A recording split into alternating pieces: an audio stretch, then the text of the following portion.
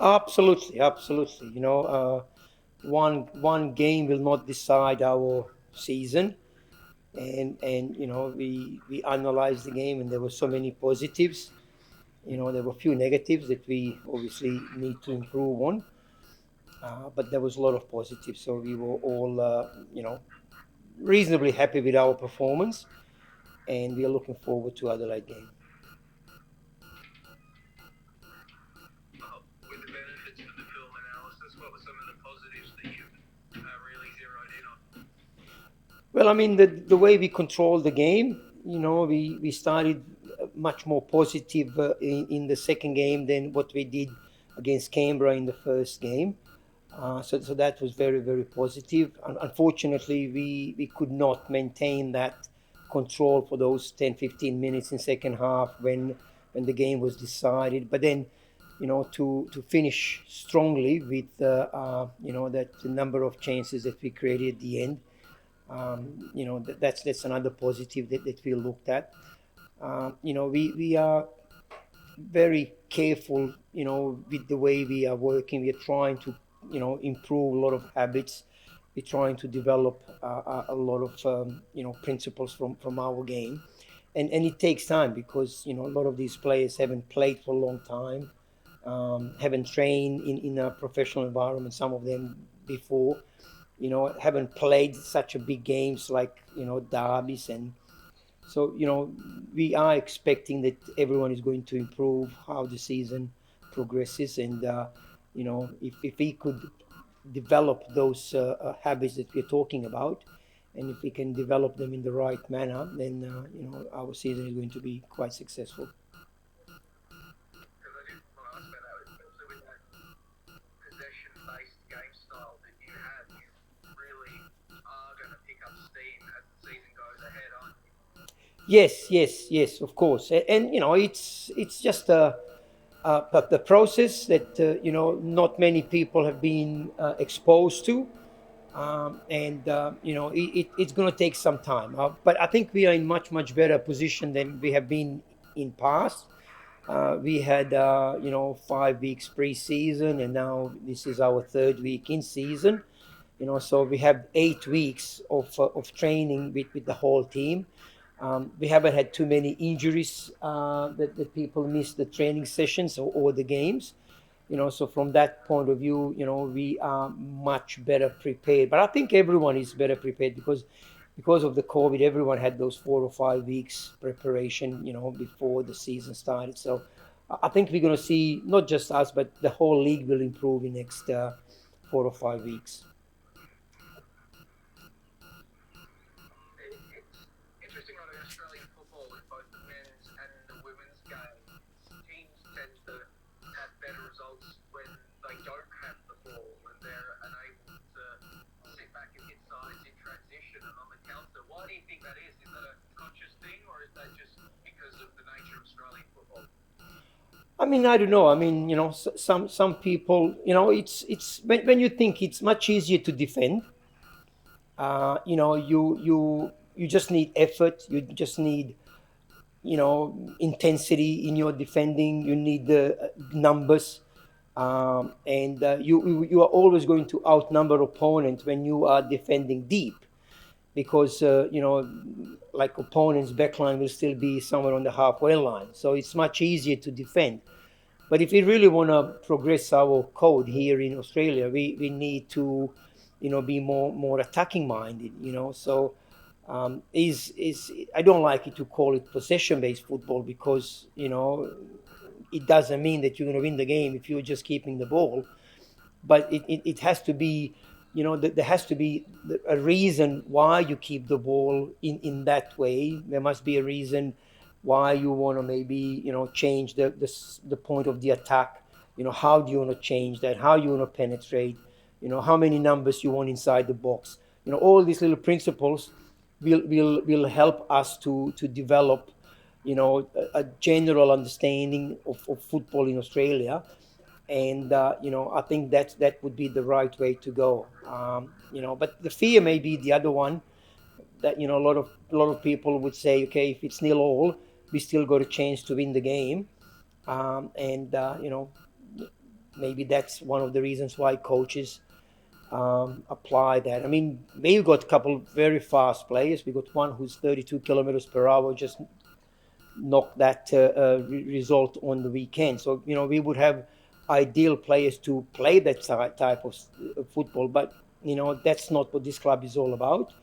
We want to control the game, and I think control the game, that's the most important thing. We want to control the game from attacking point of view, and then we want to be control the game from defensive point of view. The moment we lose it, we want to be aggressive. We want to force the mistake and win the ball back. I'm not sure if you remember, but 2 years ago, uh, you know, our opponents 2 years ago had the ball in average 9 seconds per game. So inside 9 seconds, most of the times, we forced them to make mistake. A lot of people didn't see that as a part of that generation, but I think that was the most important part. Because we were so proactive when it came to defending, and that's one thing that I'm driving this team to do. And it may take a little bit more time to capitalize when we win the ball, but I think we are aggressive enough to force those mistakes and to force the opponents to a minimal time on the ball in their attack. You've got the Reds tomorrow afternoon. What do you need to do to beat them, and what do you need to nullify that they're going to try to do? Uh, yeah, I mean, look, they're a good team, and we could see that against the Melbourne Victory. They were just unfortunate. The first goal was almost a non-goal. The second goal was a penalty. The third goal was from a corner. So they were a little bit unfortunate. They had enough chances to score a few goals themselves. I thought they were quite aggressive in their defensive approach. I think at the times they defended a little bit deeper, but you never know how they're going to involve their game against us. So it's very hard to compare those games against against Canberra and against Victory. But we've seen some of their strengths, we've seen some of their weaknesses, and obviously we're going to try to nullify their strengths and expose their weaknesses. Obviously, there's information that Holmes has come back. Not sure if she's going to be able to play, or is she tied up in some hotel quarantine or something like that. But obviously, that is going to give him a little bit of extra incentive to perform well. And they're playing on a good pitch again. So at Amy Park, in front of a big crowd towards the end of the game. So I think it's going to be a great experience for all these players, and I think that's fantastic what APL is doing to putting those games in before the men's competition. So I think that's great experience for players, and to be part of that bigger crowd experience as well. It's something that they're going to cherish, and they're going to push them to work harder and aim for harder and higher things. You mentioned Dylan Holmes, the A-League women's window shut yesterday. Did you make any last-minute additions, or is your squad still the same? No, we are still the same. We are happy with the squad that we've got. As I said, we haven't got any injuries. We haven't got any concerns at the moment. So we are full steam ahead. No problems. And you mentioned the things that the APL is doing, Rado, and Football Australia is also doing things. I saw midweek it was floated that the Football Australia will be trying to bring in a FFA Cup for women sooner rather than later. From your perspective as the head coach of an A-League women's side, you also spend a lot of time watching the NPLW, both here in Victoria and in Queensland. Just what do you think the priority areas are that Football Australia and the APL should be investing in when it comes to the women's game? Is it an FFA Cup, or are there other things that they should be looking at? I think first of all we need to extend the season. I think we need to make it's AALW competition full time. We need to extend the season. They need to train professionally for whole year, and I think that is the step one. I think at the same time you can make the step two, which is the cup, and not just for women's, but I think we need a cup for under 18s. We need more cup competition. We need that.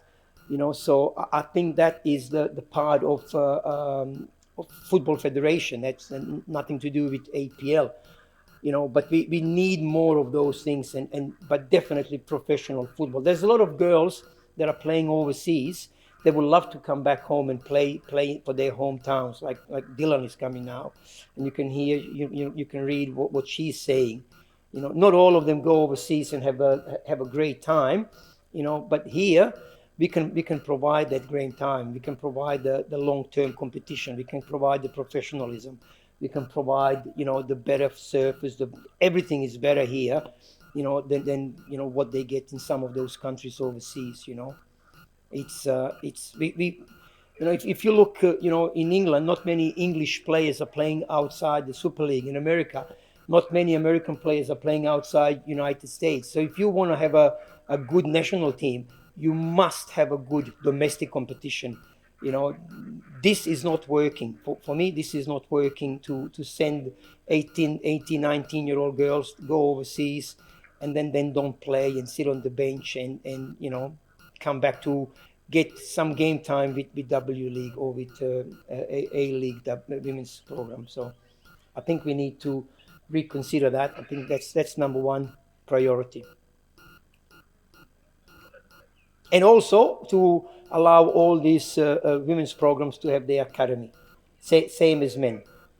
I think very soon we're gonna be invited to play in Asian Champions League, Women's Asian Champions League.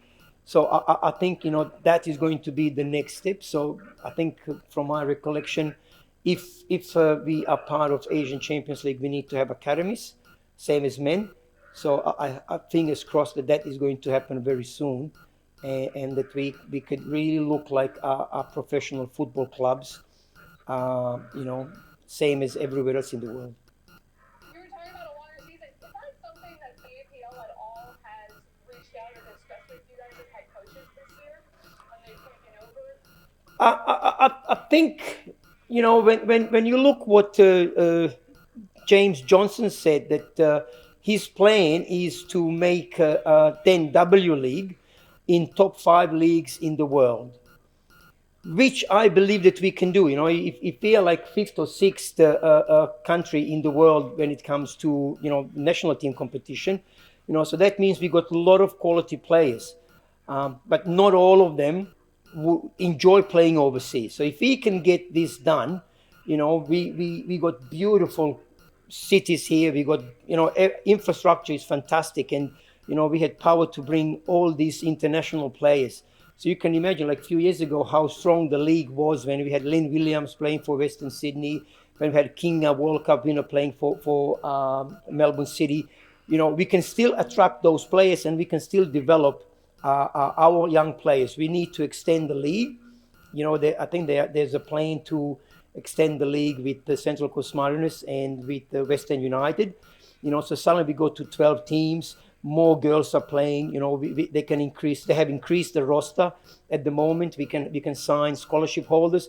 So we are moving in the right direction. We are moving. We just need professional competition, because to train is one thing, but to compete is completely different ball game.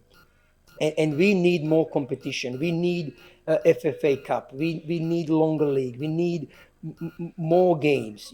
So all that, if we can get that, and we got now the window of opportunity with this World Cup 2023, and if we fail to recognize that, and if we fail to address that, then it may be too late after that. Yeah, and arguably, as everybody else is professionalizing, that window is getting shorter and shorter. Do you Absolutely. think the longer term contracts that you're seeing in the league, including I think Emma's on a 2-year contract, do you think Yes. that brings more stability to the Uh, league? Absolutely, absolutely. So in past we had obviously a lot of Matildas, and they were all going to playing in America. It was a different environment then, so they would play in America. They would come and play in W League. But now, most of these quality players are playing in England or playing in the countries where the season goes throughout our season here, so they can't come back. So it is important that we can sign them for a longer period of time, especially the younger girls. So they got some kind of safety. They know that they are in an environment where they can develop and improve. And I think that's, you can see most of the clubs now in our league is doing that. So we are, I think we got maybe 7 or 8 players that have all signed for extra year, and very soon we're going to start talking to the rest of them because we want to keep them. We really believe that we've got a strong bunch of girls now, and we want to keep them, and we want to invest in them. But if they're going to leave in April, and then they're going to come back in October or November, it's very hard to develop them. And at the moment we are providing professional environment for them. There's nothing else to think about, just football. I think only one of our players is working. They're all professionals. So you can imagine if we do that for 3 or 4 years, how much we can improve them.